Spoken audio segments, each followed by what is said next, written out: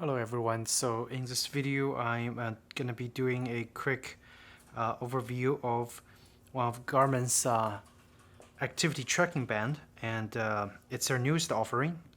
It's called the Garmin Vivosport. This band features a very attractive and slim design with their newest Garmin Elevate heart rate sensor. Compared to the last generation of the band I had a Garmin Vivosmart HR that had a older sensor design with a protruded heart rate sensor, and that activity tracker was very uncomfortable.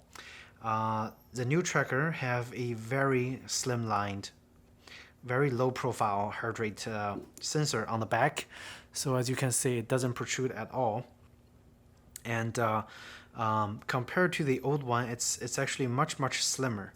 Actually, let me grab the old one so we can compare. Okay, so I'm back with the Vivosmart HR, which is my previous activity tracker, and now my wife actually uses the Vivosmart HR, and I was using the Vivosport, but now I'm selling it because I just got my new Fenix 5X, which also works as a daily activity tracker, but it does a lot more. So back onto the Vivosport.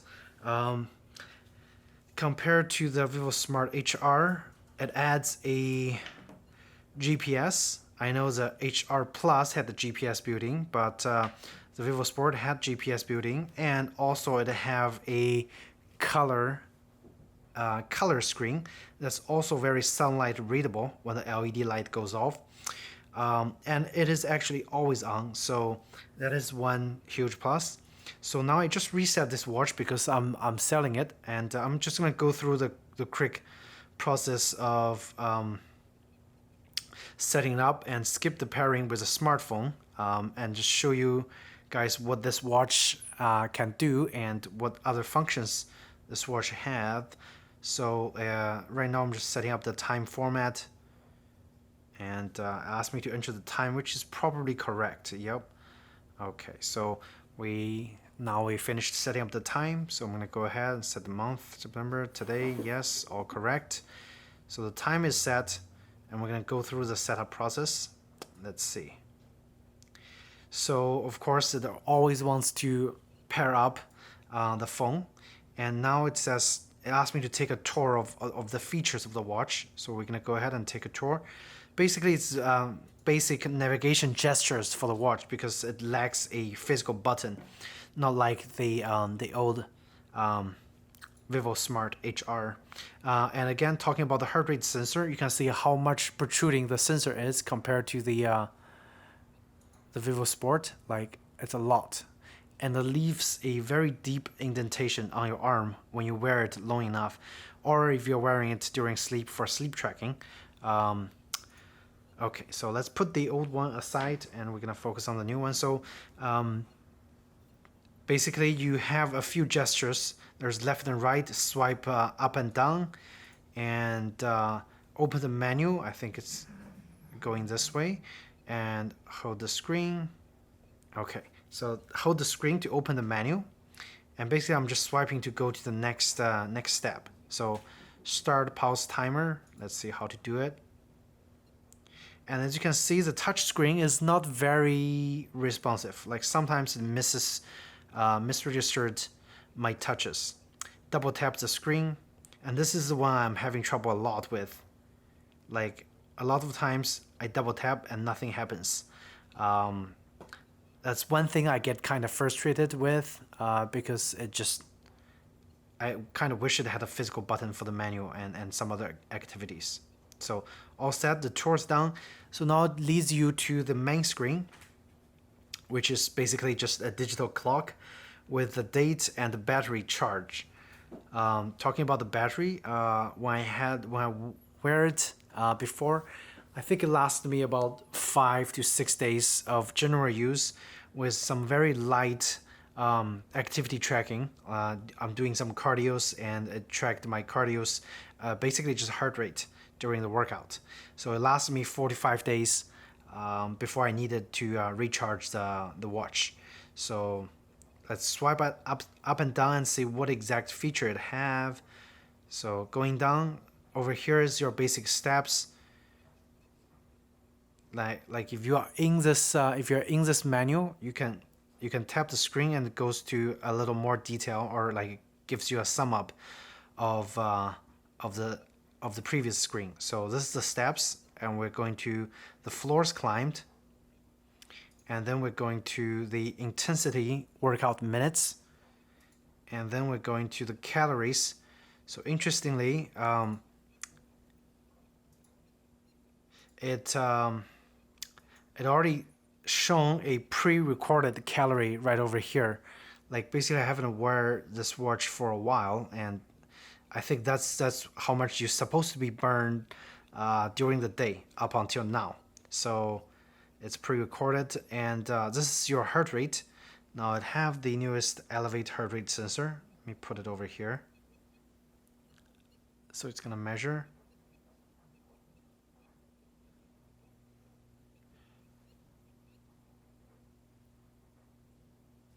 And as you can see, when it's measuring, it takes a little bit for the initial measurement. Actually, let me put it on my wrist and see how well it measures. Now the band is a very basic watch. It's designed like a watch band, so very comfortable to wear. And now it says my heart rate is 65. Let's see compared to, oh, it's fairly accurate compared to the Garmin. My heart rate's going up. I don't know why, but I'm just stretched out a little bit. So you can compare these two watches. They're very similar. So and both use the newest Elevate sensor technology. Now, of course, on the Fenix 5X, the sensor had more LED lights. So I would assume it would measure slightly more accurate than the Vivosport measures, because it only have 2 LED lights right down there. And so that is the heart rate. And compare the size of the activity tracker with my watch right over here. You can see if you're just doing general basic everyday activity tracking, this should work much better compared to the Fenix 5X. But personally, I like the 5X because I have been wearing it, all day long and even during sleep, and it's very comfortable. So I guess also that the 5X is for people who doesn't mind a larger, bulkier, who doesn't mind a large and bulkier smartwatch on your wrist all the time, which I don't. So I'm gonna stick with my 5X. Now back to the Vivosport, general activity tracking. So we were at the heart rate, and now see it's already started to record the actual calories burned based on the heart rate. I just burned 4 calories from talking. That's good. That is my heart rate. And if you click there, it's gonna show you a little graph if it has been continuing tracking your heart rate for like 1 hour interval.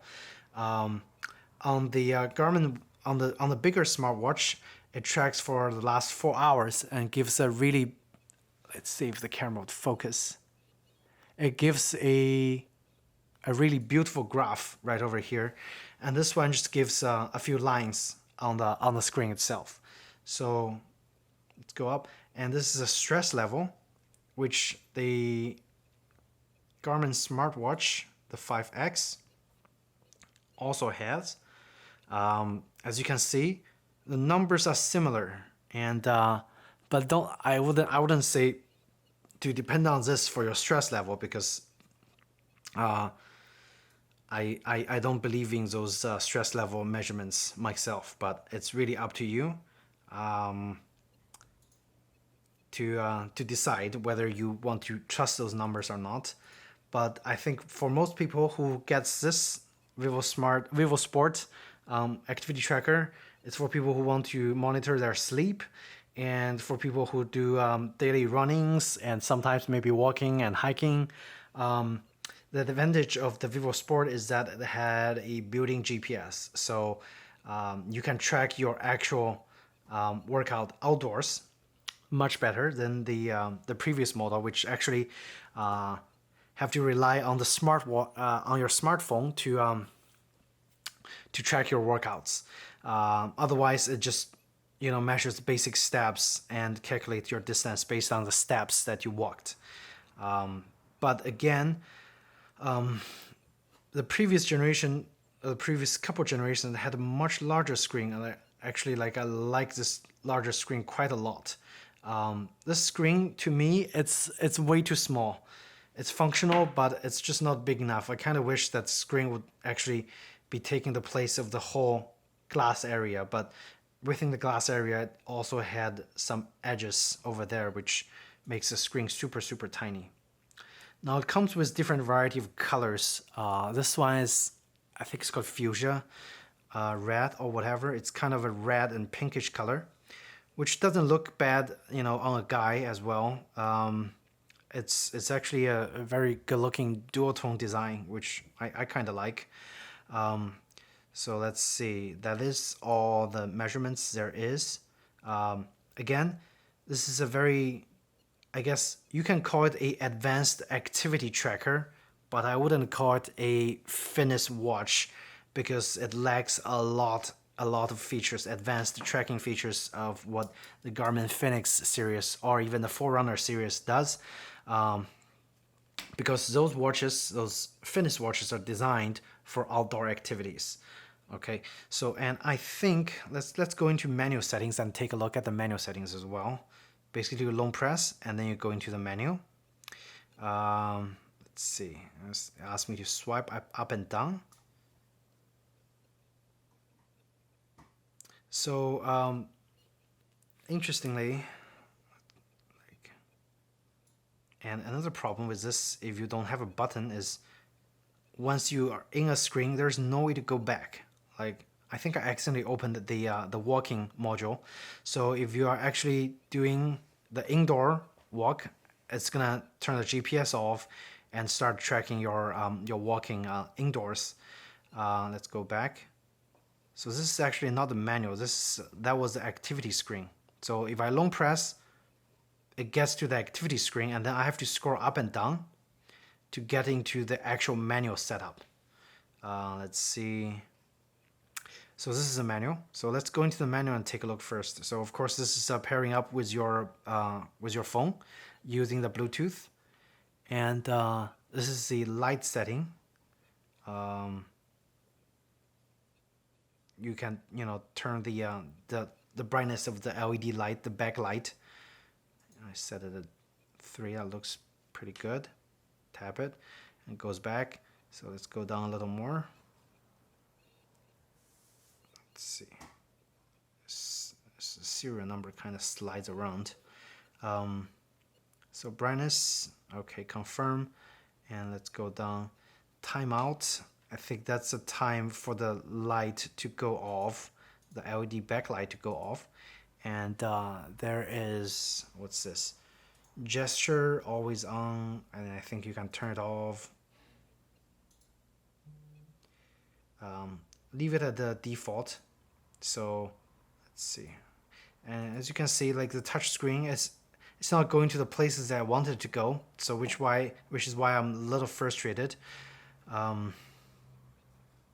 Vibration, the amount of vibration for the alarms and other features, and your wrist, you can put it on the left or on the right. Language, which we selected at the very beginning. Units, of course, imperial or the metric. And let's see the about. So I had the software version 3.5 and restore to defaults. That's if you decide to sell the watch or you want to reset the watch, you can do that. So that is what's in this little tool settings. And let's go back. So there's a Bluetooth connection, there's brightness, and I think this is to set up the time.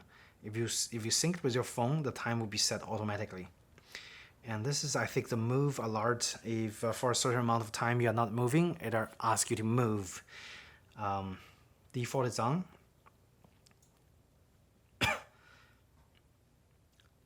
So let's see.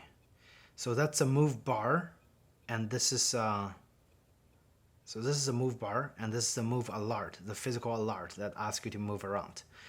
You can turn both on, which is good for if you're sitting in an office for a long time. That this might be a good feature to have to stand up and walk around. And let's see. So that's actually going to the heart rate, and so that's a heart rate sensor. You can turn it on or off. I mean, why turn it off? This is all the purpose of getting this watch. And that's a broadcast of your heart rate. Sometimes if you broadcast, your cell phone would be able to, if you use a different app, your cell phone will be able to use the data from your heart rate sensor from the Garmin to record your actual heart rate. What's this? I don't know what exactly that is.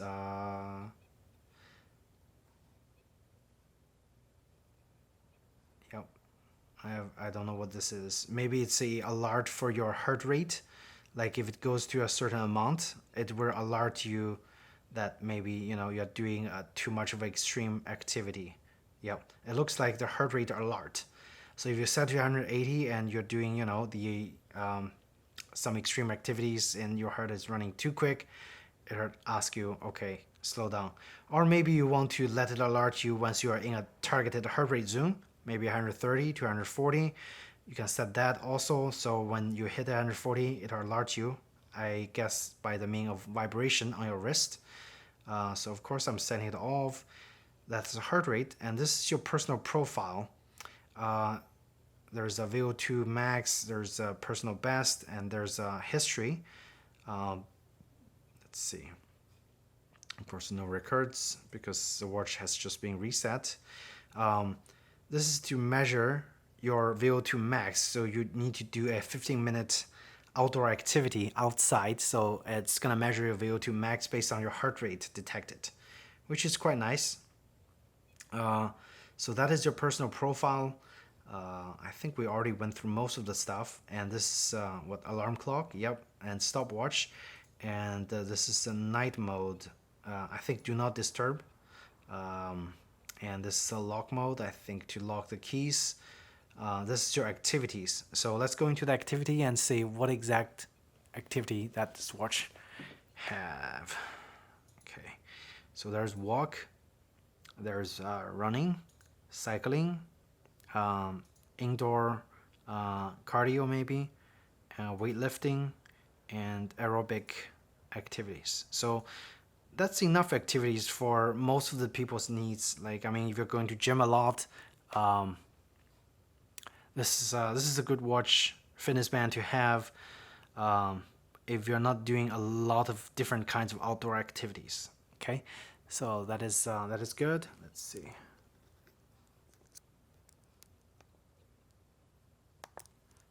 All right, so let's go into just a basic. Let's go into cycling. So I guess in cycling, it automatically turns on the GPS. Let me see if there's an option to turn the GPS off. Nope. Like, in terms of customization on the activities, this is very, it's actually lacking a lot compared to the Fenix 5X, which you can basically customize every single activity you have in the activity profile. But this one is very basic, so if you can select inside, it's going to be walking inside without GPS. Outside, it's going to record your walk with GPS. Let's select inside. I'm just going to go back. So when you select the activity, it tells you GPS off, and you tap 2 times to start. So it's going to start the activity, and if you tap it another time, let's see, it's too bright. So if you tap another time, it's gonna pause, and if you hit that pause, swipe to save. Okay, so you swipe up and down to save and discard. So I'm gonna discard this activity. Confirm, yes. All right, so activity deleted. And this is pretty much all to the unit. Another thing I want to say that's improved compared to the previous generation is the charger, the standard charging port that Garmin uses on all their watches now. So this this activity tracker actually uses the exact same charger as the Fenix 5 and 5 Plus series. So the charger is much more slim. If you're looking at the old the Vivosmart HR, it uses a very bulky and proprietary charger that's actually hard to carry around. Now compare these two side by side. So this one is actually a lot thinner, but in terms of the width, the two is actually pretty much the same. If you ask me, I actually much prefer the old monochrome black and white screen. It's much easier to read, it's much larger, and also a physical button helps a hell lot during a lot of activities and when you actually need to customize a watch. So I think the best combination would be a physical button with a touch screen, with a larger screen and a more comfortable heart rate sensor on the back. That would be my idealistic activity tracker. Now the Vivosmart works great. It's just kind of falls short in some aspect of my expectations. For example, I really don't like the small screen. It's hard to read. I also feel like there should be a little more customization to the kind of activities that you're tracking, as well as, well, I think that's about it. In terms of sleep tracking, that's the last thing I want to talk about. The new elevated heart rate sensor would be able to track your REM sleep on top of just basic light and deep sleep that the old activity tracker did. I think that is improvement. However, comparing the accuracy of the Vivosport's sleep mode and my Fenix 5X sleep mode, I think the 5X actually tracks my sleep a lot more accurate than the Vivosport did. A lot of times it didn't even realize that I was already falling asleep way before the preset bedtime in here, and sometimes it doesn't recognize. Sometimes it thought I was like falling asleep 2 hours earlier, when in fact I haven't even wore the watch like with me before I went to bed. So I think in terms of sleep tracking, it does a job, but in terms of the accuracy, I think compared to the Fenix 5X, it's lacking a little bit. Just my personal opinion. Again, if you get this on sale, it's a great value. I bought it, on the marketplace locally for I think $40, and I think that's the price that I'm willing to pay for this watch. And I actually spent more money on this watch compared to the Vivosport, but again, with all those kind of technology gadgets, the price actually goes down fairly quickly.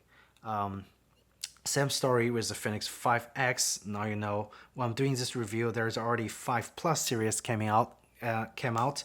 So the previous generation actually costs quite a lot less now. So it's, in my opinion, if you don't really need absolutely the newest and the newest equipment on the market, you can always get great value on previous generation of the fitness trackers and smartwatches. So again, thank you so much for watching this review for the Vivosport. If you guys have any questions in regards to the Vivosport, or maybe some of the other watches that I've talked about, the Vivosmart HR or my Fenix 5X, just feel free to ask me in the comment section, and I'll try my best to help answer the questions for you guys. Thank you so much, and take care.